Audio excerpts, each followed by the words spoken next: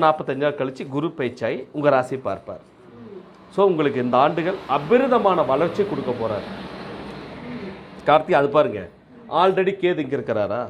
இப்போ கேது இங்கே இருக்கிறார். இன்னைக்கு நீங்கள் ஜாதகம் பார்த்துட்டு கேது இங்கே இருக்கிறாரு, இந்த ராகு வந்து இங்கே இருக்கிறார்.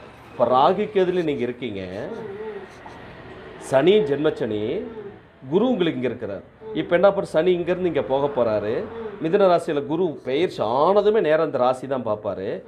ஏற்கனவே இங்கே இருக்கிற ராகு கேது, இப்போ நீங்கள் ஜாதகம் பார்க்க இந்த வருஷத்தில் இங்கே ராகு இங்கே கேது, இவர் என்ன பண்ணுறார், உங்கள் லக்னத்துட்டு விலகிறாரு கேது, கரெக்டாக ராகு. அப்போ உங்களுக்கு பார்த்தீங்கன்னா 2ஆம் இடத்துல ராகு இருந்து கலசர தோஷம், குடும்ப பிரச்சனை எல்லாம் பாதிப்பு கொடுத்த ராகு உங்களுக்கு இப்போ 7ஆம் இடத்துல இருக்கிறார். 2 7 ராகு கேது இருக்கக்கூடாது. இது ஜனனகால ஜாதகத்தில். இப்போ கோச்சாரத்தில் கன்னி லக்னத்தில் கேது, மீன ராசியில் ராகு. இந்த ராகு கேது இந்த ஆண்டு பயிற்சி அடைகிறார். அப்போ கேது 12க்கு போகிறார், ராகு 6க்கு, ராகு 6ல் போன வெற்றி கொடுப்பார். சனி அங்கேருந்து எந்திரிக்கிறார், குரு பார்வையில் வருது. சூப்பராக இருக்குது இந்த 2025. ரெண்டாவது அது இல்லாமல் நீங்கள் 2வது சுற்று பொங்குச்சனி, 7 சைடில் பொங்குச்சனியில் இருக்கேன். மண்ணை வாங்கலாம், பொண்ணை வாங்கலாம், பொருளை வாங்கலாம், சம்பளம் உயரும், வெளிநாடு போகலாம், எல்லாமே பெற்று தருவார். இந்த குரு திசையில் நீங்கள் வெளிநாடு யோகம்லாம் உண்டு.